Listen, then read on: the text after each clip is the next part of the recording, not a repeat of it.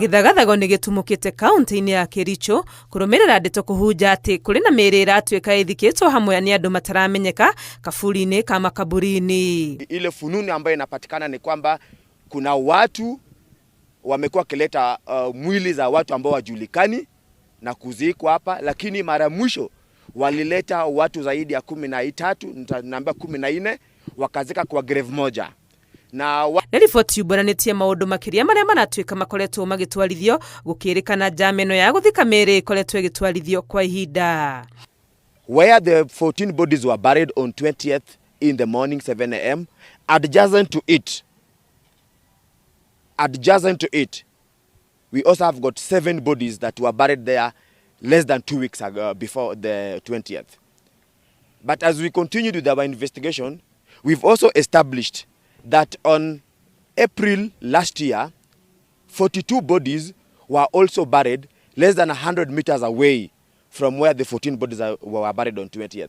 Agĩtetera thirikari ya kaunti ya Kericho, Gavana Mutai augĩte kaburi ĩno ĩrĩ rungu rwa ũrũgamĩrĩri wa kanjũ ya makanitha NCCK.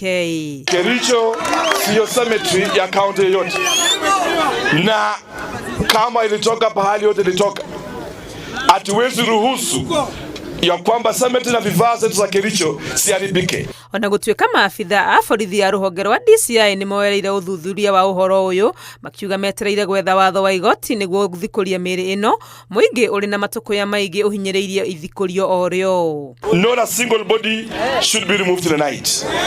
We are struggling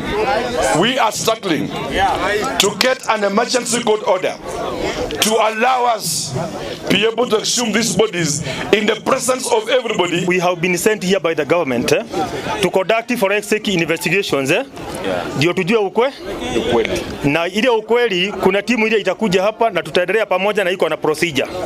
Investigation ya forensic iko na procedure kama vile mmesikia gavana akisema. So mimi nazidi kushukuru nyinyi, tutulie kidogo mpaka hiyo procedure ifuatwe.